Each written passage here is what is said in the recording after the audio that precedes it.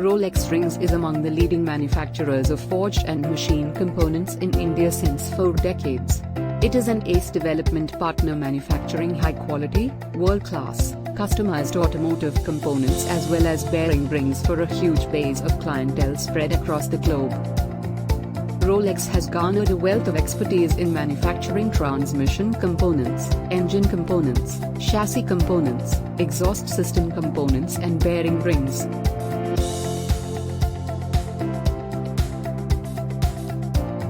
Rolex Rings has decided to open its initial public offering for subscription on July 28.